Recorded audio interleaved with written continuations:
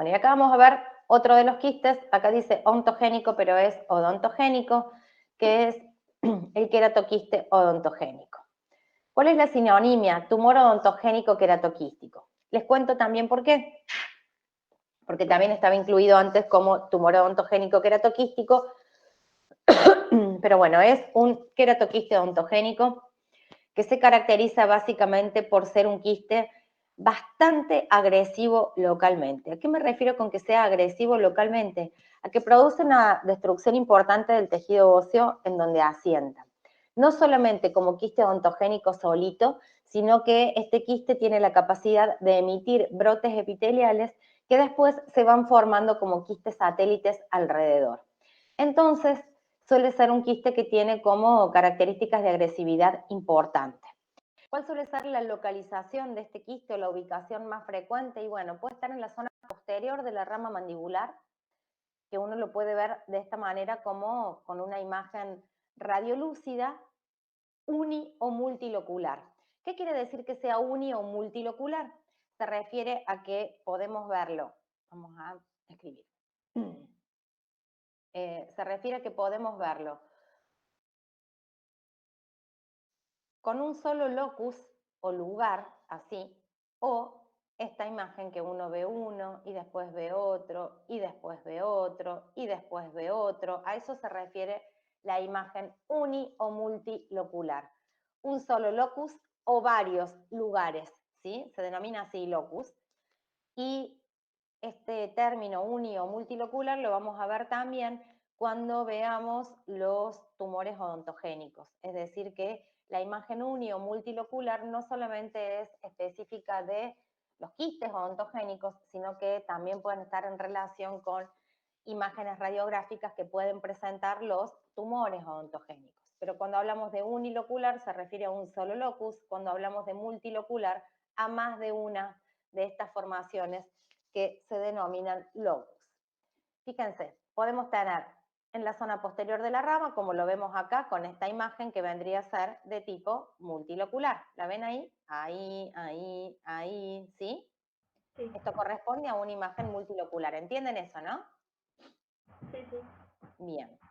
Puede estar también ubicado en el lugar de una pieza dentaria, como aquí, por ejemplo, ¿sí? Puede estar alrededor de la corona de un elemento dentario retenido, en ese caso similar a un quiste dentígero. Habrá que hacer ahí el diagnóstico diferencial. Y también lo podemos encontrar entre las raíces de piezas dentarias en el maxilar inferior, en la zona posterior. Como les decía recién, suele ser un quiste bastante agresivo localmente porque emite prolongaciones epiteliales y se van formando quistes satélites alrededor. ¿Cuál va a ser el contenido del queratoquiste? ¿Qué les parece? Queratina. Queratina, exactamente. El contenido del queratoquiste es queratina, es decir, que es un contenido de tipo bien semisólido, ¿sí? La queratina parece como, bueno, histológicamente se ven como capitas, pero si no, es como si fuese una crema medio blanca, ¿sí? Que si no está en la superficie externa, en contacto con el medio externo, es relativamente blanda, ¿sí? En la histología vamos a ver un epitelio escamoso estratificado paraqueratinizado, es decir, con queratinización incompleta con presencia de núcleos. Y la queratina tiene un aspecto corrugada. ¿Qué quiere decir corrugada? Que vamos a ver que la queratina en el borde de este quiste, en el epitelio, en la luz, se la ve de esta manera, ¿sí? Eso quiere decir que la queratina esté corrugada. Algo que sirve para el diagnóstico de este queratoquiste también. Y recuerden, como decíamos al principio, el quiste dentígero, por ejemplo, tiene un epitelio plano estratificado no queratinizado. O sea que cuando hablamos de un quiste que tiene un epitelio queratinizado, paraqueratinizado, en este caso con una conformación corrugada de la queratina, el diagnóstico nos acerca más hacia un queratoquiste que hacia otro tipo de quiste en general. Aquí encontramos un epitelio, como dije en un primer momento, estratificado, que presenta de 5 a 8 capas de células, y muchas veces las células que conforman la capa basal tienen características de ser células en empalizada, es decir, células como paraditas, una al lado de la otra, con núcleos que son hipercromáticos, es decir, que se ven bien fuertes, bien teñidos, y podemos encontrar algunas áreas focales de células que tengan la polaridad invertida, ¿sí? Esto de células con polaridad invertida también lo vamos a encontrar en algunos tumores ontogénicos del práctico que viene. Son términos que tienen que tenerlos en cuenta. ¿Ustedes saben lo que quiere decir que la célula tenga la polaridad inversa o la polaridad invertida? ¿Qué les parece? Es en base a la ubicación de las organelas. Exacto, es en base a la ubicación de las organelas en el citoplasma y en relación también con el núcleo, ¿sí? Sí, sí. De acuerdo a la polaridad o hacia dónde tenemos el núcleo y por otro lado las organelas de la célula nos va a dar que la polaridad está hacia un lado o bien la polaridad está invertida cuando los núcleos se encuentran, dependiendo de la localización de la célula, alejado más de las organelas. Lo vamos a ver el práctico que viene también cuando veamos sobre todo ameloblastomas y en donde podemos ver la polaridad inversa de las células porque las células son como más cilíndricas y en el microscopio óptico podemos verla bien. Las mitosis que presentan generalmente son mitosis normales y podemos encontrar zonas con inflamación y lo que les decía recién, esa prolongación del epitelio que da como consecuencia la formación de quistes satélites. La formación de quistes satélites hace que esto sea como bastante agresivo en el lugar en donde aparece, no solamente por la pérdida del tejido óseo del lugar del queratoquiste, sino también de todos los quistes que puede generar alrededor. Acá vamos a ver la histología, esta foto creo que ustedes la tienen, esto es una foto bastante representativa del queratoquiste ontogénico. Ah, pensé que estaba en la guía, pero no está. Esta foto bastante representativa del queratoquiste. Miren, presten atención, esta es la imagen radiográfica. Esta imagen radiográfica que se relaciona con una pérdida radiolúcida o una imagen radiolúcida, ¿la ven ahí? Miren cómo hace así. Sí. ¿Sí? Y fíjense cómo produjo en este lugar de inicio del quiste probablemente la separación así de las raíces del segundo premolar y del primer molar. ¿Lo ven? Como esto se corrió para un costado y esto otro se corrió para el otro. Sí. ¿Lo ven? ¿Sí? Sí, sí. Bien. Esta imagen radiolúcida que nosotros vemos aquí está rodeada de esto que es una esclerosis ósea también. ¿La ven ahí? Pero la imagen radiográfica, ¿sí? Sí. La imagen radiográfica, siempre de estas imágenes quísticas, sobre todo cuando ya están bien conformadas, suelen ser bastante nítidas. Son imágenes nítidas, imágenes que muestran con exactitud la zona radiolúcida, en donde los bordes son bastante uniformes, que muchas veces rodeando esos bordes encontramos la esclerosis ósea que circunscribe esta pérdida ósea producida por la presencia de, en este caso, el queratoquiste ontogénico. Es decir, que la imagen es bastante representativa y son, obviamente, zonas radiolúcidas un poco más grandes que lo que solamente podría abarcar la presencia de un quiste periapical supeditado a la raíz de un elemento dentario.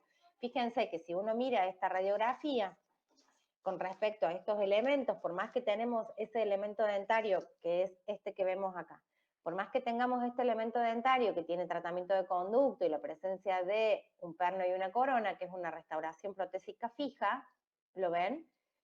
Creo que es bastante sencillo, digamos, entre comillas, darse cuenta que el proceso que tiene, digamos, va muchísimo más allá que lo que podría estar solamente supeditado a un quiste de tipo periapical. ¿Se acuerdan las imágenes radiográficas de los quistes periapicales? Sí, profe. Algunos pueden ser más grandes, otros más pequeños, pero bien redondeada, bien uniforme y bien en relación con la raíz de un elemento dentario. Esto fíjense que está en relación con las raíces de varios, ¿sí?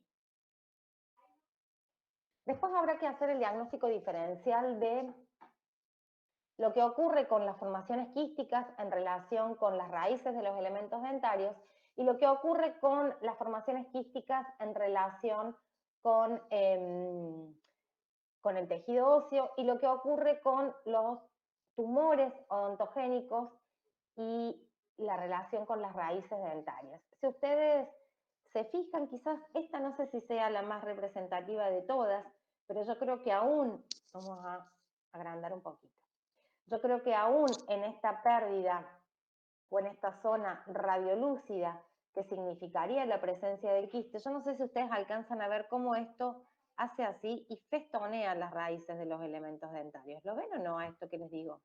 Sí, profe. Fíjense que la raíz del premolar sigue terminando acá, no está completamente reabsorbida. ¿Lo ven a eso?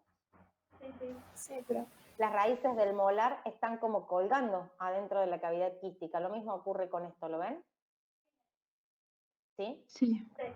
La pérdida ósea va como festoneando las raíces sin producir una gran resorción radicular.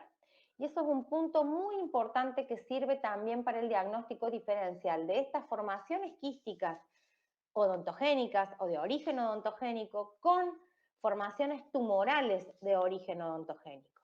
La mayoría de los tumores odontogénicos producen reabsorción radicular que tienen una característica morfológica en particular, que es una reabsorción radicular en forma de pico de flauta. ¿Qué quiere decir en forma de pico de flauta? Que la reabsorción radicular es así, ¿sí? ¿Se ubican cómo es el pico de una flauta? El pico de la flauta dulce, ¿se lo ubican que eras así? Se pone más Sí. flaco de un lado, viene Sí, gordito, sí. después se pone flaco y Sí, queda el sí. pico, ¿sí? Sí, sí. Bueno, ese tipo de reabsorción radicular en forma de pico de flauta, que es típica de tumores odontogénicos, se denomina acrorizoclasia, sin H, y se llama acrorizoclasia. ¿Se acuerdan el término rizoclasia, no? ¿Sí? No, profe. Era. El término rizoclasia, ¿no? No. Bueno, el No. prefijo rizo, así, con Z, qué horrible que escribo con esto. El prefijo rizo hace referencia a la raíz de los elementos dentarios. Si hablamos de rizogénesis, será la formación de la raíz. Si hablamos de rizoclasia, sería la reabsorción de la raíz. ¿Sí? El término rizoclasia hace referencia a la reabsorción de la raíz. Será rizoclasia fisiológica cuando el elemento es temporario, patológica cuando está relacionado con algún proceso patológico, ya sea un proceso periapical o bien, por ejemplo, algún tipo de tumor que produce una reabsorción de las raíces del elemento dentario que esté en relación con el crecimiento de la masa tumoral. ¿Sí? Cuando hablamos de un proceso periapical, el proceso periapical en relación con la raíz del elemento dentario producía reabsorción radicular. ¿Cómo, profe? Cuando hablamos de procesos periapicales, de la formación de un quiste periapical, un granuloma, un absceso, un proceso periapical en relación con la raíz de un elemento dentario, ¿producía reabsorción radicular? Les pregunto. Sí, profe. ¿Sí? Producía reabsorción radicular. La reabsorción radicular la produce en relación con el crecimiento de ese tejido blando que está adosado a la raíz del elemento en cuestión, ¿verdad? Sí.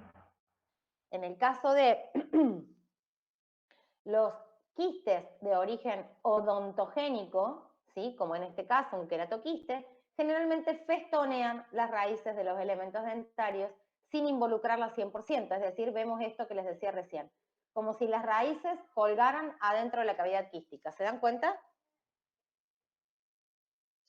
Sí, profe. Bien.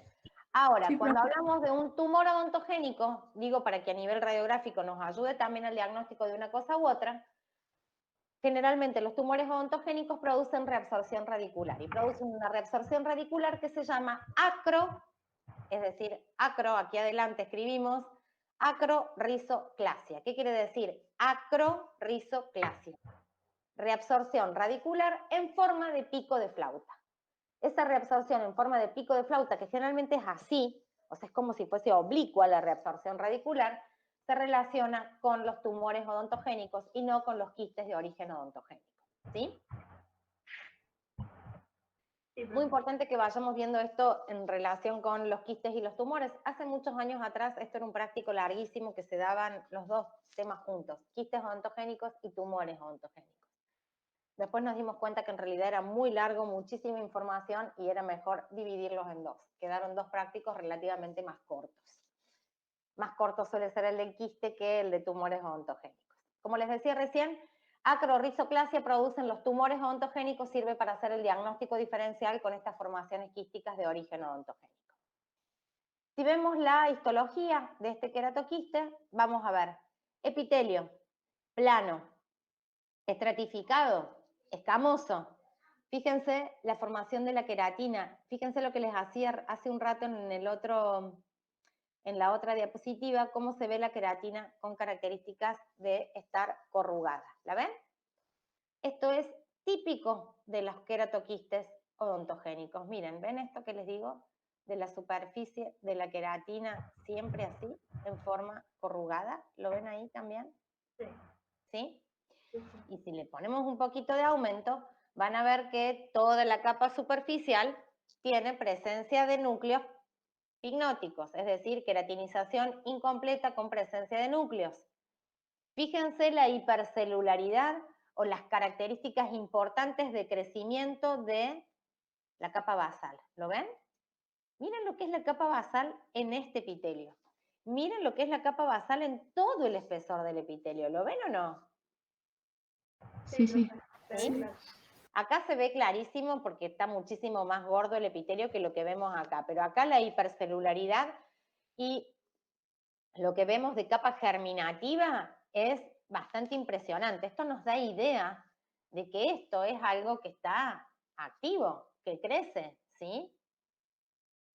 Por otro lado vemos el contenido queratina, un contenido de tipo semisólido, y miren cómo el epitelio va emitiendo prolongaciones. Miren, acá está emitiendo una prolongación, ¿la ven? ¿Sí? Esto es una prolongación para un quiste satélite. Bien. Acá que tenemos ya directamente la formación de un quiste satélite, ¿lo ven? Sí. Tejido conectivo fibroso, es decir, aquel tejido conectivo que va a nutrir a ese epitelio, que se ve que lo nutre bastante bien, porque esto es un epitelio sumamente germinativo, que tiene características de crecimiento bastante rápido y bastante importante. El índice de crecimiento de los queratoquistes es bastante importante. Entonces vemos la formación de quistes satélites, el intento incluso de formación de quistes satélites que hace que esto sea generalmente muchísimo más grande o muchísimo más agresivo localmente que quizás la presencia de alguno de los otros quistes como el dentígero solamente supeditado a la corona de un elemento dentario retenido. Esto crece en serio y va haciendo formaciones de quistes satélites que obviamente van destruyendo o van produciendo osteolisis y van dejando espacios en el interior de la mandíbula. Si esto crece, vamos a tener una cavidad quística dentro de la mandíbula que puede incluso hacerla hasta susceptible de fractura. Miren esto. Si nosotros vemos la distancia que tenemos entre esta formación quística y la basal, que es esta, ¿lo ven? ¿Qué tenemos acá? No sé si llega a 1 centímetro, ¿no? ¿Lo ven? Solamente de tejido óseo duro. ¿Ven eso? Sí, sí. Un golpe en ese lugar podría hacer que esta mandíbula en esa zona se fracture, ¿no? Todo lo demás es hueco, fíjense. Todo esto es hueco y tenemos la presencia del quiste. Bueno, tendrá queratina, pero bueno, digamos, no deja de ser un proceso de osteolisis donde el tejido óseo se perdió. O sea que un Profe, golpe fuerte aquí podría ser una fractura, ¿sí? Escucho. ¿y estos quistes son, digamos, sin dolor? Generalmente sí. Mm, Muchas veces estos quistes cursan sin dolor en toda la etapa de crecimiento intraóseo. El quiste dentígero mm. uno muchas veces lo encuentra, les diría que por accidente, o cuando el paciente va porque puede tener algún tipo de sintomatología por el elemento dentario que está retenido, o por un elemento dentario que no creció, entonces quieren saber qué pasó, porque quedó el espacio, porque no se cayó el temporario. En este caso, cuando el quiste empieza a hacerse más visible, es cuando empieza a producir como el abombamiento de las corticales. ¿A qué me refiero con el abombamiento de las corticales? A que esto va creciendo y en algún momento las corticales se abomban un poquito, ¿se ubican? Sí, sí. Vamos a ver distintos términos relacionados con lo que le ocurre a las corticales del tejido óseo, no solamente con los quistes, sino también con los tumores. A veces van a encontrar el término que se denomina soplamiento. Soplamiento quiere decir que están como sopladas, como que uno agarra la mandíbula, la sopla y se infla como un globo, sin romperse por completo la cortical. Eso produce también un abombamiento. digamos, esto crece y las corticales se abomban. Es como si estuviesen un poquito más salidas hacia afuera. El término soplamiento va más en relación con los tumores, no tanto así con los quistes odontogénicos, pero bueno, muchas veces esto cursa sin dolor hasta que el paciente pronto siente que se abombó un poquito, siente un poquito más gordo, o puede tener a veces alguna zona con sensibilidad, pero como les decía recién, acá no tenemos alteraciones de las piezas dentarias puntuales, digamos que produzcan un dolor de muelas en general.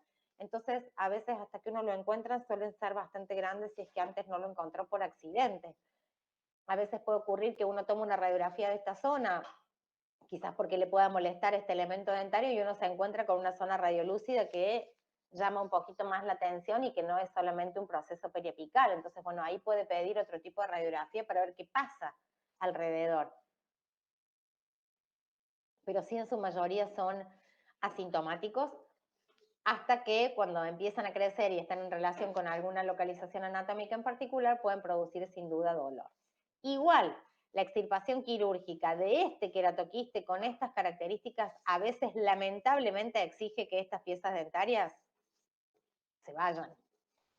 Que para poder limpiar, para poder curetear, para poder eliminar todo el contenido quístico aquí, a veces estas piezas dentarias probablemente vayan a extracción. Eso depende del criterio del cirujano que va a hacer la cirugía de esto.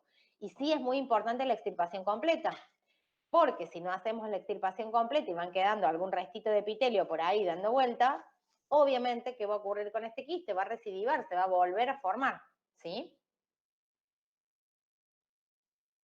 Sí, profe. Bien, ¿me siguen hasta acá? Sí, sí. Bueno, acá tenemos el quiste odontogénico queratinizado. Esta entidad,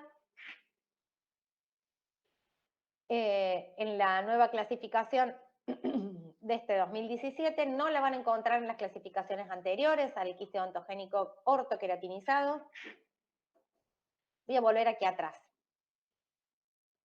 Queratoquiste odontogénico, para que podamos ir ubicándonos en la cabeza. Queratoquiste odontogénico, epitelio plano, estratificado, escamoso, ¿sí? Varias capas de células, muy germinativa la capa basal, y la capa córnea, epitelio paraqueratinizado. Presencia de núcleos pignóticos en la capa córnea. Quiste odontogénico ortoqueratinizado. Esto es un quiste que suele aparecer en la mayoría de los casos en el sector posterior del maxilar inferior. El sector posterior del maxilar inferior suele ser asiento de muchas patologías de este tipo, no solamente patologías quísticas, sino también patologías tumorales, como vamos a ver la clase que viene. Quiste incluido en la nueva clasificación del 2017 y se relaciona con la localización, como les decía recién, en la mayoría de los casos en la zona posterior del maxilar inferior, o sea que su mayor localización está en los molares inferiores. Y también se presenta con una imagen uni o multilocular. En este caso, ¿qué les parece? ¿Es una imagen uni o multilocular? Uni. Unilocular, exacto. Esto es una imagen unilocular muy clara. Fíjense, una imagen unilocular bien radiolúcida, que está rodeada por esto que es un halo radiopaco, que vendría a ser el proceso de, ¿cómo se llama este halo radiopaco acá? Esclerosis. Esclerosis, exactamente, con el proceso de esclerosis ósea alrededor. Cuando uno ve esta imagen aquí, que probablemente puede estar relacionada con que uno en un primer momento saca una radiografía periapical de esta zona, porque seguramente al paciente... ¿Hay alguien que quiera entrar otra vez? A ver. Seguramente al paciente le debe molestar un poquito este tercer molar. Vamos a descartar un segundo los cambios y vamos a ver si hay alguien que quiera entrar, que lo escucha recién o no. Ustedes no ven cuando alguien quiere entrar, ¿verdad? No, profe. Bien. Bueno, vamos a continuar con esto. ¿Lo escucha recién a eso? A mí me hace un ruidito, no los veo, pero me hace un ruidito que es como característico de que es necesario admitir a alguien. Si alguien les manda un mensaje que está afuera, avísenme, chicos, así lo admitimos. Pero no apareció el mensaje ahí. Les decía recién, esto es un tercer molar que seguramente debe joder. Un tercer molar que el paciente le debe molestar. Fíjense que tenemos una zona, pero acá está, una zona radiolúcida, aquí lo ven, ¿sí? Esto empujando a este segundo, o sea, esto es algo en lo cual el paciente probablemente consulte porque le moleste. Uno saca una radiografía periapical, se encuentra con esto, que solamente va a haber una parte, porque en la radiografía periapical no va a haber mucho más que este cuadradito de acá, entonces dice, bueno, acá tenemos algo más, porque este elemento dentario está prácticamente sano. Si tenemos una imagen radiolúcida aquí, en el medio de las raíces del segundo y el tercero, probablemente uno se inclina a pensar que hay algún otro tipo de alteración mayor a solamente un proceso periapical. En una imagen panorámica nos encontramos con esto, en relación con los molares inferiores y la presencia de esta imagen quística, teniendo en cuenta que este elemento está vital y seguramente este también porque está semi-retenido, ¿sí? Sí, profe. Nos encontramos con esta imagen radiolúcida con un halo radioopaco en relación a este molar retenido en el sector posterior. Y si uno hace la extirpación quirúrgica de este molar en relación con todo este proceso quístico, en la histología nos encontramos con esto. En donde, si ustedes prestan atención, van a ver que el epitelio es un poquito más delgado que el que veían antes, con una capa basal no tan germinativa como la que veían antes, ¿verdad? Sí. Entonces nos encontramos con un epitelio plano, estratificado, pocas capas de célula, queratinizado, pero la queratina está sin presencia de núcleos. ¿Las ven a todas las escamas sin presencia de núcleos? Sí.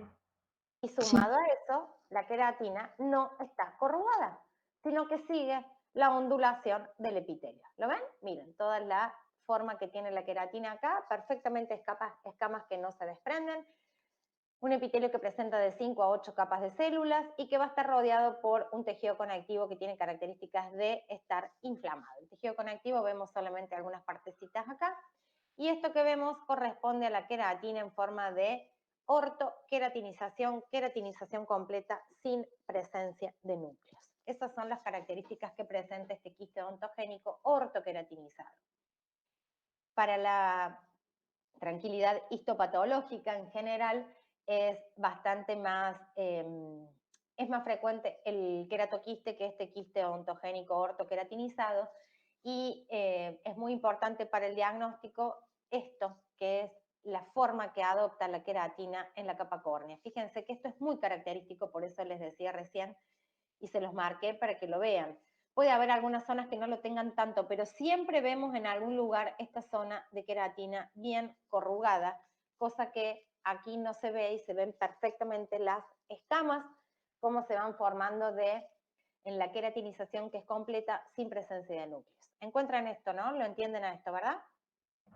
Sí, profe. Bien. Y acá vamos con otro quiste, que es el quiste periodontal lateral. Es un quiste que suele aparecer con mayor frecuencia en el maxilar inferior. A veces puede aparecer en el maxilar superior, no es lo más común, pero generalmente aparece entre las raíces de los premolares inferiores, como vemos acá, o puede aparecer entre la raíz del incisivo lateral y el incisivo central, o entre lateral y canino superior. No es lo más frecuente puede ser en las raíces de los premolares inferiores. Generalmente el quiste tiene como una posición lateralizada. ¿A qué me refiero lateralizada? Que bueno, aparece en relación con el largo de la raíz, ¿verdad? Esto se llama quiste periodontal lateral, y el quiste gingival del adulto, que es el que, no sé si lo tenemos acá, sí, ahí está. El quiste periodontal lateral y el quiste gingival del adulto tienen como la misma histogénesis, es decir, el mismo proceso de formación. La diferencia es la localización. El quiste periodontal lateral es intraóseo y el quiste gingival del adulto es extraóseo, es decir, va hacia afuera, ¿sí? Esa es como la diferencia. La histología de este quiste, que es el quiste gingival del adulto, y de este, que es el quiste periodontal lateral, es prácticamente la misma, porque comparten la misma génesis de sus tejidos. Entonces, podemos encontrar que tiene un epitelio, fíjense, que tiene poquitas capas de células, y las células, si prestan un poquito de atención, ahí vamos a subirlas, Las células tienen más características de ser más de tipo cúbicas, son células un poquitito más altas que las que son chatas en un epitelio plano estratificado. Acá encontramos algunas capas de células, no tanto, es un epitelio relativamente delgado, pero tiene características de ser cuboidal. Yo no sé si ustedes pueden ver estas características cuboidales que les digo de las células. Acá se ve una, ¿las ven? Estas células acá que son como más cuadraditas, son las que mejor se ven. Sí. Y si agudizan un poquito la visión, van a ver que este patrón de células cuboidales, como vemos acá, es lo que se va repitiendo a lo largo del epitelio. ¿Lo ven ahora? A dónde se separa una célula comienza la otra y tienen todos este epitelio, este patrón de células cuboidales, ¿la ven o no? Sí, profe. ¿Sí? Sí, profe.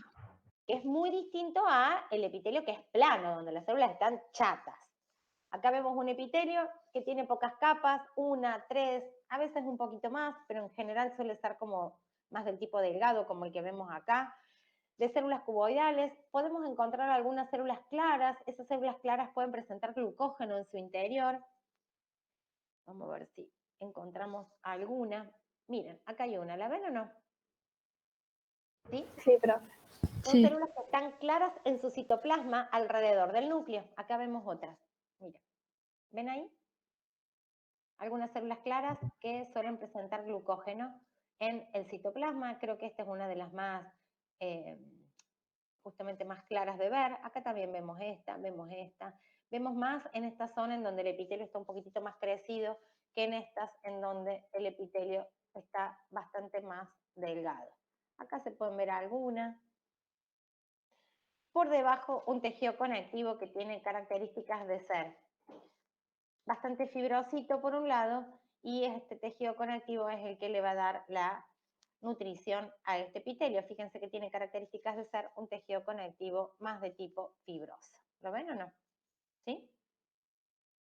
Esto obviamente es la luz del quiste. En el contenido de estos quistes periodontales laterales, muchas veces encontramos un contenido más de tipo líquido, les diría. Y el líquido de los quistes suele ser un líquido que tiene una coloración a veces clara, y a medida que el quiste es más viejo, o bien si el quiste está infectado, puede tener una coloración un poquito más ámbar o más amarillenta. Es un líquido que se suele llamar líquido citrino y que tiene estas características de ser de más claro a más oscuro, a más amarillento, amarronado, de acuerdo a que el quiste sea más del tipo nuevo o que sea más viejo o bien que esté infectado. Cuando el quiste está infectado, la coloración de este líquido citrino suele ser más amarronada y como un poquito más espesa. Si el quiste es más nuevo, la coloración es más clara, y si el quiste es un poquito más viejo, puede tener una coloración más de tipo ámbar. La versión extraósea es el quiste gingival del adulto, que es esta foto que ustedes ven acá. Esto pasa sin sintomatología hasta que crece y puede abombar las corticales. Esto es extraóseo, es decir, que no va a tener una imagen radiográfica. Al no crecer adentro del hueso, generalmente vemos la imagen clínica hacia afuera, pero si sacamos una radiografía no vamos a ver prácticamente nada, a menos que el quiste haya crecido un montón y haya producido algún tipo de alteración a nivel de la tabla vestibular en este caso. Pero si no, es un quiste que tiene la misma histogénesis que el periodontal lateral, pero que es la versión extraósea, es decir, que crece periféricamente hacia afuera, ¿sí? Por ende, la histología va a ser más o menos la misma, poquitas capas de células cuboidales, la presencia de algunas células claras, esas células claras son aquellas que pueden contener glucógeno en su interior, y muchas veces este quiste gingival del adulto puede presentarse único o puede presentarse en forma de varios quistes, en ese caso sería múltiples. De todas maneras, ninguno de los dos son tan frecuentes, pero bueno, pueden aparecer el quiste gingival del adulto, que es la versión intraósea de el quiste gingival del adulto es la versión extraósea, perdón, no intraósea, del quiste periodontal lateral, que es el que va a aparecer entre las raíces de los premolares inferiores o bien entre el incisivo lateral y caninos superiores. Muy importante en los quistes, que si les sirve se pueden hacer un cuadrito, tener en cuenta la frecuencia, es decir, en dónde van a aparecer y cuál es la característica que presenta el epitelio que recubre, porque generalmente el conectivo, salvo que presente algunas células en particular, será más fibroso, menos fibroso, más celular, menos celular, con mayor cantidad de vasos o menos cantidad de vasos, pero presenta más o menos las mismas características. Puede ir acompañado de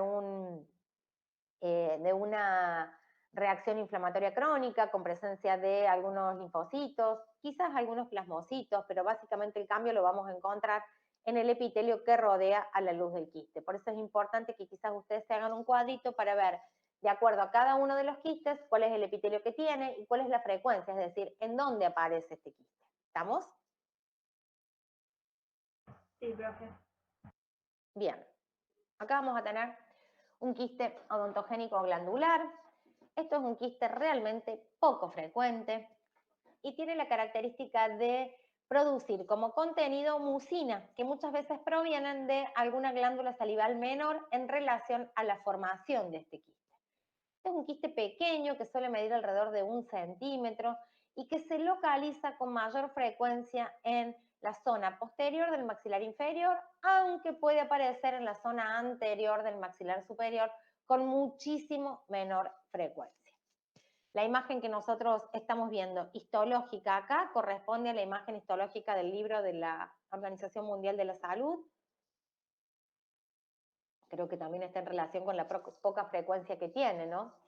Fíjense que puede aparecer, les decía, en la zona posterior del maxilar inferior. Esto está en relación con las raíces de premolar y molar. Fíjense, tenemos una imagen radiolúcida que parece como una perita, no sé si lo alcanzan a ver, con esclerosis ósea alrededor. Y en la histología vemos un epitelio que generalmente tiene características de ser un epitelio más del tipo cuboidal. ¿Las ven a las células que son más como cuadraditas? Miren, ahí se ve una bastante más clara, acá se ve otra. ¿Las ven o no? Sí, profe. Sí, profe. Bueno, este epitelio cuboidal puede estar ciliado o no en la superficie, pero lo que sí vamos a ver es que puede tener muchas veces células que son mucosecretoras y que tienen la característica de ser Paz positivas. ¿Cuáles son las células mucosecretoras? Estas, que nosotros vemos como más claras y más alargaditas. ¿Las ven o no? ¿Sí? Sí, sí. Esas son células mucosecretoras, vamos a verlas también, no particularmente estas, pero sí vamos a ver células que son mucosecretoras con características de ser un poquito más alargadas en dentro de los tumores odontogénicos, en el mixoma odontogénico, y vamos a ver que esas células que secretan alguna sustancia mixomatosa o alguna sustancia más mucosa suelen ser un poquitito más alargadas que las células cuboidales que presenta el epitelio. Profe, acá en la guía dice que es de gran tamaño, pero es chico entonces. Es relativamente chico. Ah, bien. Lo que pasa es que es un quiste que tiene como la capacidad de ir acumulando restitos de saliva y de acumular mucina, producto de estar relacionado con alguna glándula salival menor. Entonces, puede tener como la característica de ir creciendo. A veces crece y a veces puede romperse quizás por el roce algún tipo de contenido de esto, se pierde y después sigue creciendo, ¿entienden? Sí, Por sí. eso puede llegar a tener quizás un tamaño un poquito mayor, pero en general es un quiste que tiene un tamaño relativamente pequeño.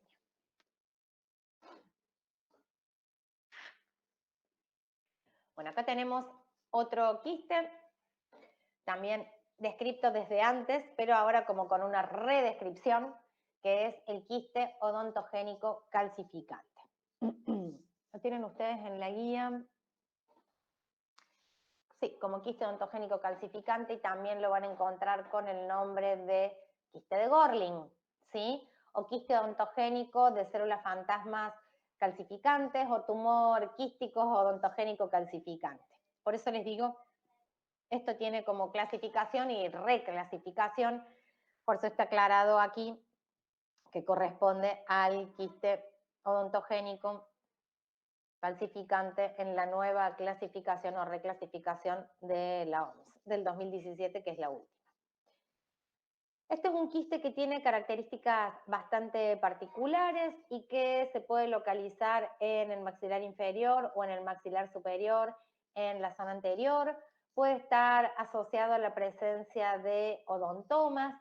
Generalmente es un quiste con características de ser intraóseo, como lo que vemos acá, con una imagen radiolúcida bastante importante, que puede ser uni o multilocular. Esta que vemos acá es ¿Uni o multi? Uni. Unilocular, igual que esta que vemos acá, con una imagen unilocular, y puede tener alguna versión extraósea en el menor de los casos. No es un quiste muy frecuente, pero tiene la característica de, miren acá en la imagen radiográfica, miren esta. Acá vemos lo mismo, fíjense cómo las raíces están como colgaditas adentro, o bien acá no las agarra, es como si estuviese festoneándolas, ¿no? Acá en realidad está en relación con este tercer molar retenido, o sea que aquel diagnóstico diferencial se presentaría importante, ya sea con un queratoquiste, con un quiste dentígero. Aquí en esta localización del sector posterior de la mandíbula se presenta como muy importante como diagnóstico diferencial. ¿Por qué? Porque muchos de los tumores y de los quistes odontogénicos aparecen con frecuencia en relación a los molares inferiores o a la zona posterior de la mandíbula o en relación con un elemento dentario retenido. Acá nosotros lo hemos visto como, digamos, para hacer el diagnóstico diferencial con un queratoquiste o bien con un quiste dentígeno. Pero bueno, el diagnóstico diferencial acá también se presenta con un tumor odontogénico. Con un tumor odontogénico que podría ser tranquilamente un ameloblastoma de tipo uniquístico, ¿no? Fíjense que si esto es, acá vemos el cóndilo, la apófisis coronaria debería estar por ahí, pero fíjense la imagen radiolúcida que abarca una gran cantidad de la mandíbula, ¿lo ven o no? Mandíbula, ángulo y rama, ¿se Sí. ubican? Sí, sí. O sea, acá el diagnóstico diferencial es muy importante. Ahí estamos. ¿Qué vamos a ver en la histología de este quiste? Este quiste tiene un epitelio de tipo ameloblástico, es decir, de tipo ameloblastomatoso. ¿Qué quiere decir que sea de tipo ameloblastomatoso? Que las células que se presentan son células que tienen características de ser cilíndricas. Esto cuando veamos ameloblastoma vamos a ver la característica histológica del ameloblastoma que es muy típica. El epitelio este, que es el que nosotros vemos aquí, en primer lugar vamos a recalcar algo importante, que es este que se ve perfectamente violetita y en hilera como formación de epitelio odontogénico, ¿sí? Eso es algo muy importante. Y en segundo lugar, vamos a ver la presencia, vamos a ver si lo podemos ver, ahí está. Y en segundo lugar, vamos a ver la presencia de estas, que son células columnares, o sea, células que son del tipo cilíndricas. Estas células cilíndricas o células cuboidales, columnares, hacen referencia a, que lo vamos a volver a ver también cuando veamos ameloblastomas, a los preameloblastos. Los ameloblastos o los preameloblastos son células cilíndricas y largas, ¿se los acuerdan o no? En histología. Sí, sí. Son células cilíndricas secretoras largas Sí. y en el caso del ameloblastoma en particular, por eso esto se llama un epitelio de tipo ameloblastomatoso o un epitelio parecido a un epitelio ameloblástico, se refiere a que encontramos estas células que forman así como unas columnas, estas células cilíndricas que van formando como si fuesen columnas o como células enempalizadas que asemejan a el retículo estrellado del órgano del esmalte, sobre todo, por un lado, estas que son cilíndricas y por otro lado estas que son un poquito más cúbicas. ¿Ustedes se acuerdan de la formación de la vaina de Herwig y del retículo estrellado que veíamos entre las dos zonas de la vaina de Herwig? ¿Se acuerdan de eso o no? Sí, algo sí. Sí, ¿Algo profe. así? Bueno, para esto tengan en cuenta la embriología, para que ustedes se acuerden de lo que hace de la formación o de la disposición que suelen tomar las células en este tipo de patologías que derivan de epitelio odontogénico, porque muchas de las formas que adoptan las células en realidad hacen semejanza con estructuras normales. En este caso, esta imagen de células enempalizadas o de células columnares asemejan a preameloblastos. Muchas veces tienen la polaridad invertida, es decir, el núcleo está en la otra punta de la célula en relación con las organelas. Esto ocurre mucho en los ameloblastomas, todas las células tienen la polaridad invertida. Y acá vemos células columnares y otras células que son un poquito más cúbicas, que son estas, que no deja de ser esto epitelio ontogénico, Y estas células que son más cúbicas son las que asemejan al retículo estrellado del órgano del esmalte. Después hay una proliferación celular, lo vamos a agrandar de nuevo para que lo veamos mejor. Después hay una proliferación celular importante, que son todas estas que proliferan aquí, que son células que van sufriendo una especie de necrobiosis. A medida que van sufriendo necrobiosis en lugares focales, así, fíjense que son células que acá no encontramos muchos núcleos, ¿los ven? Estas sí tienen, pero estas no, por ejemplo, ¿lo ven? A medida que van sufriendo como una especie de necrobiosis, se transforman en células fantasmas. Las pueden encontrar en la bibliografía con el nombre de células Ghosters. ¿Se ubican Ghost, fantasma? ¿Sí? Sí. ¿Sí? Sí, sí. Bien. No les voy a hacer referencia a una película porque es viejísima y ahí se me cae el documento. Pero se llaman células Ghosters o células fantasmas. Y estas células, a medida que van sufriendo necrobiosis y van como muriéndose y se transforman en estas células Ghosters o fantasmas, se van calcificando, ¿sí? A medida que se calcifican, se va viendo esto que vemos en general aquí, que son algunas células que presentan núcleos, vamos a agrandarle un toquecito, algunas células que presentan núcleos y otras que se fueron calcificando como estas que se ven más oscuritas. ¿Los ven o no? ¿Sí? Sí, profe. ¿Entienden el proceso que les estoy diciendo? Sí, sí. Sí, Vemos sí. entonces en este quiste odontogénico calcificante o quiste de Gorlin, pero será posible, ahí está, vemos un epitelio que tiene características de ser ameloblastomatoso, es decir, un epitelio de tipo ameloblástico con células columnares, con células en empalizada, con células largas, cilíndricas, y otras células que acompañan, que son un poquito más cúbicas, que son las que asemejan al retículo estrellado del órgano del esmalte, y otras células que proliferan, que también son de origen epitelial, que van perdiendo su capacidad o su vitalidad y sufren como una especie de necrobiosis, y esas células que sufren necrobiosis se transforman en células fantasmas o células Ghosters, y a medida que van sufriendo esa degeneración, se van calcificando. Ustedes recuerden que muchas veces esas degeneraciones distróficas que sufren las células predisponen a que haya una precipitación de sales de calcio y las células se calcifiquen. ¿Se acuerdan de eso, no? Ocurre como fenómeno relativamente frecuente. Un proceso de distrofia que va seguido de una calcificación. ¿Se acuerdan, no? Sí, profe. Lo veíamos en otras patologías, veíamos una fibrohialinosis y podía haber presencia de agujas cálcicas.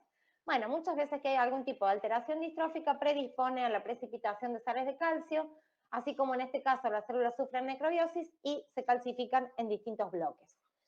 Importancia clínica del quiste odontogénico calcificante o quiste de Gorlin o quiste odontogénico de células fantasmas calcificante o tumor quístico odontogénico calcificante, como lo quieran llamar, puede malignizar. Y si malignizan, las células sufren atipia celular y se transforma en un quiste o en un tumor odontogénico maligno, ¿sí? Punto muy importante. Punto muy importante tener en cuenta, que ya vamos a ver las características el práctico que viene, pero cuando hablamos de tumores odontogénicos o características de estos quistes en general, si bien son patologías benignas, es decir, no están asociadas a células atípicas ni nada de esto, son siempre muy agresivos a nivel local. Tienen muy agresivos a nivel local, no nos olvidemos la localización anatómica. O sea, si hablamos de la mandíbula, ¿cuánto hueso tenemos en realidad? No tanto, poco espesor, porque lo demás está ocupado con dientes. Y en relación al maxilar superior, ¿cuánto hueso tenemos? En realidad, poco espesor, porque hay una gran parte ocupada por dientes y lo demás son cavidades, fosas nasales y seno maxilar, ¿sí? Entonces, salvo la apófisis palatina hacia acá, no tenemos mucho más, ¿verdad? La zona del reborde o la zona donde van los alvéolos que tienen los elementos dentarios. Entonces se produce una gran destrucción del tejido óseo y bueno, se lleva puesto todas las estructuras anatómicas que están alrededor. ¿Entienden esto, no? Sí, profe. Los tumores odontogénicos, que si bien son todos benignos, son súper agresivos localmente, o sea que ya entre que sean benignos o que no sean benignos, la diferencia ya les diría que no nos importa tanto, porque cuando destruyen tanto tejido alrededor, se terminan comportando como si fuesen malignos, ¿entienden, no? Sí. Profe, Sí. ¿cuál es la diferencia entre necrosis y necrobiosis? El proceso de necrosis está relacionado con, como ustedes lo vieron en el práctico número 2, el proceso de necrosis está relacionado con la presencia de bacterias, es absolutamente patológico, bacterias, digamos, bacterias, fenómenos físicos, fenómenos químicos, bacterianos, digamos, hay una causa en particular que es una causa mórbida que produce la muerte celular, ¿sí? De ahí ustedes tienen que hacer el diagnóstico diferencial con apoptosis, que es la muerte celular producida por fenómenos fisiológicos. Y la necrobiosis sería como un proceso relativamente lento, en donde las células se van muriendo, no por apoptosis, sino por un proceso similar a la necrosis, pero sin que tengamos a veces una causa mórbida que la produzca y sin que tengamos la programación celular que tiene la apoptosis. O sea que vendría a ser como una muerte celular, no podría decirle fisiológica, pero sí de una manera lenta, que incluye grupos pequeños o grupos reducidos de células. ¿Se entiende la diferencia? Sí, profe, gracias. Muy importante para tenerlo en cuenta cuando estudien esta bolilla de necrosis, estudiar necrosis y las características de la necrosis y cuáles son los cambios celulares que ocurren en la necrosis. Cuando estudian apoptosis, las características de la apoptosis, cómo se da la apoptosis, cuándo se da. Y la necrobiosis, que es un proceso en donde, si bien no está codificado en el ADN como una muerte celular programada, tampoco responde a los cánones normales de una necrosis asociada a una causa mórbida en particular y se produce en grupos reducidos de células y de manera lenta, ¿sí? Vamos a Perfecto, entrar profe, gracias. en este quiste que se denomina quiste del conducto nasopalatino. Antes había un gran número de quistes que se llamaban quistes fisurarios, que eran aquellos quistes que se localizaban justamente donde se unen dos mamelones, ¿sí? En este caso, los procesos palatinos junto con los procesos maxilares. En esos lugares, en este caso, tenemos el conducto nasopalatino. ¿Alguien se acuerda qué es lo que discurre por el conducto o por el canal nasopalatino? El nervio nasopalatino, no me acuerdo si el anterior o el posterior. El anterior. Muy bien, chicos. El nervio nasopalatino, en realidad el paquete, ¿sí? Muy importante. Muy importante acá, y a medida que va pasando el tiempo, poner en práctica los conocimientos de anatomía normal de primer año. Materia que a mi criterio debería estar en primero, debería estar en segundo, debería estar en tercero, debería estar en cuarto. En todas las materias tendríamos que tener de vuelta nociones de anatomía, porque uno la cursa en primer año y después se la olvida. Y uno cuando lo estudia en primer año, que viene la porción anterior de la rama posterior, que discurre por la cana anterior de, uno le parece que no puede creer lo que tiene que repetir como loro, y después esto aplicado, uno empieza como a entender qué es lo que discurre por un canal, qué es lo que pasa por un conducto. Ni les digo de acuerdo a la especialidad que cada uno pueda tener. Si uno hace cirugía, tiene que saber con exactitud qué es lo que va a pasar por cada uno de los lugares en donde uno va a cortar, por ejemplo, ¿no? En este quiste del conducto nasopalatino, que es aquel que se va a formar en el conducto nasopalatino, por el que discurre generalmente el paquete vasculonervioso, es un quiste con características de ser intraóseo y que aparece en la línea media del paladar duro, generalmente entre los incisivos centrales, y pueden llegar a ser quistes bastante grandes que a veces se hacen clínicamente visibles porque abomban la mucosa del paladar, ¿sí? Como lo vemos en esta foto de acá. A medida que este quiste va creciendo, el paladar o el conducto nasopalatino no tiene mucha forma de abombarse sin que uno bucalmente no lo sienta, ¿sí? Entonces vemos como esta inflamación de la papila palatina que abarca parte de la mucosa del paladar duro, que como consecuencia vemos el crecimiento de este quiste que a veces puede producir separación entre las raíces de los incisivos centrales. Es un quiste que tiene la característica de ser obviamente intraóseo, por eso tiene una imagen radiográfica que es como esta que vemos aquí. Quiste del conducto nasopalatino, como les decía antes, pueden encontrarlo en la bibliografía, en clasificaciones viejas como quistes fisurarios, quistes del conducto nasopalatino o esfenopalatino. Hay que acordarse que son intraóseos, eso es muy importante, y que puede tener una forma más del tipo oval, o puede parecerse a un corazoncito alargado, como el de los naipes franceses. ¿Se ubican? Sí, profe. Presten atención que acá también vamos a ver la imagen radiolúcida y por fuera esta imagen de osteoesclerosis que se ve más radiopaca, ¿sí? Histológicamente, de acuerdo a la altura en la cual se encuentra este quiste, podemos encontrar un epitelio del tipo plano estratificado no queratinizado, un epitelio escamoso estratificado relacionado más con un epitelio bucal. Podemos encontrar un epitelio de transición si está entre la mucosa bucal y el piso de las fosas nasales. Podemos encontrar un epitelio cilíndrico pseudoestratificado o cuboidal, a veces cilíndrico ciliado, o un epitelio de tipo ductal, si está más en relación con las fosas nasales, ¿sí? O sea que de acuerdo a la altura que lo vayamos encontrando a este quiste, generalmente va a ser el epitelio que lo recubra a esa cara interna del contenido del quiste. Generalmente por fuera está rodeado de un tejido fibroso más del tipo denso, sobre todo porque está en relación con la mucosa del paladar. La mucosa del paladar tiene un tejido fibroso bastante denso, delgado, pero un tejido fibroso bastante durito, ¿no? En este caso, el epitelio que lo recubre, de acuerdo a la altura en la que lo encontremos, puede ser un epitelio plano estratificado no queratinizado, escamoso estratificado, epitelio de transición, cilíndrico ciliado, cilíndrico pseudoestratificado, cuboidal de tipo ductal.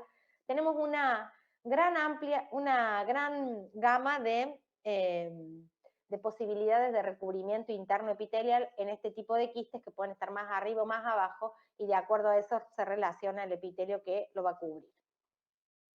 Todos estos quistes obviamente requieren la extirpación quirúrgica, ¿no? Una vez que uno hace más que nada el diagnóstico presuntivo, porque uno hace el diagnóstico presuntivo sabiendo que esto es una imagen quística y puede suponer que es un quiste del conducto nasopalatino, teniendo en cuenta que estos dos elementos incisivos centrales, el derecho y el izquierdo, no presentan caries y seguramente tienen vitalidad pulpar. O sea, acá el punto clave es la vitalidad pulpar. Si uno quiere relacionarlo con estos dos elementos laterales que tienen tratamiento de conducto y este también tiene tratamiento de conducto, bueno, se darán cuenta que el lateral termina acá, el quiste empieza acá, este otro lateral termina acá y el quiste empieza acá, o sea que no tiene relación con estos laterales. ¿Entienden eso, verdad? Sí, profe. ¿Sí? Fíjense que acá tenemos, si bien vamos a ver acá un poquito de, ¿ven ahí que hay una imagen radiolúcida alrededor de la raíz? ¿La ven ahí o no? Sí. Acá hay un procesito importante relacionado con este tratamiento de conducto. Acá podría haber otro, digamos, en relación también con este tratamiento de conducto, pero fíjense que acá hay una franja de tejido óseo sano, y acá hay otra franja de tejido óseo sano, y acá recién tenemos la imagen quística, y si estos dos elementos tienen vitalidad pulpar y no presentan caries, bueno, uno ya sabe que no es un proceso periapical, que se trata de otra cosa, ¿sí? Sí, profe. Bueno. Este es el último de los quistes que tenemos acá para ver. Ustedes después van a tener en la guía distintos quistes que se relacionan con... ¿Vieron el teórico acá que acabo de leer? ¿Me acabo de acordar? Sí, profe. ¿Sí lo vieron? Sí. Sí. Bueno. ¿El teórico lo dio la doctora Ferreira o la doctora Cisneros? Cisneros. La doctora Cisneros, perfecto. Bueno, importante que ustedes vean el teórico virtual. De todas maneras, ustedes van a tener en la guía, una vez que terminan estos quistes del conducto nasopalatino, aquellos quistes que están incluidos dentro de los quistes embrionarios, de las regiones orales que son no odontogénicos, ¿verdad? ¿Lo tienen como quistes de los conductos vestigiales o quistes del trayecto vestigial? ¿Sí? Sí. Y quistes embrionarios de origen cutáneo. Ahora me voy a fijar si encontramos algunos en las fotos del libro de la Organización Mundial de la Salud. Pero dentro de estos quistes ustedes tienen también el quiste nasolabial o quiste nasoalveolar, que a diferencia del quiste del conducto nasopalatino es de origen extraóseo, ¿verdad? Y van a tener también el quiste linfoepitelial, que es aquel quiste que se forma por residuos que van quedando de la formación de los arcos branquiales y que tiene como consecuencia la formación de una cavidad quística que va a estar rodeada de un epitelio muy delgado que puede estar paraqueratinizado y que puede haber alrededor tejido linfoide similar al que podemos encontrar en las amígdalas, ¿sí? Y dentro de los quistes del trayecto vestigial, ustedes tienen el quiste del conducto tirogloso, que es un quiste que se encuentra generalmente aquí abajo, más relacionado con el cuello, y que aparece muchas veces por debajo del huesoioides, por eso puede aparecer siempre a la altura del cuello. No es muy frecuente y es un quiste que se relaciona con la presencia de un epitelio más del tipo cilíndrico ciliado, más de tipo respiratorio, porque suele estar ubicado en la parte del cuello, pero en la zona posterior, entonces puede estar más relacionado con la formación de un epitelio más de tipo respiratorio. Y después tienen quistes embrionarios de origen cutáneo. Dentro de esos quistes embrionarios de origen cutáneo pueden tener el quiste dermoide y el quiste epidermoide. Yo no sé si es... Ahora se los voy a mostrar antes de que veamos las actividades.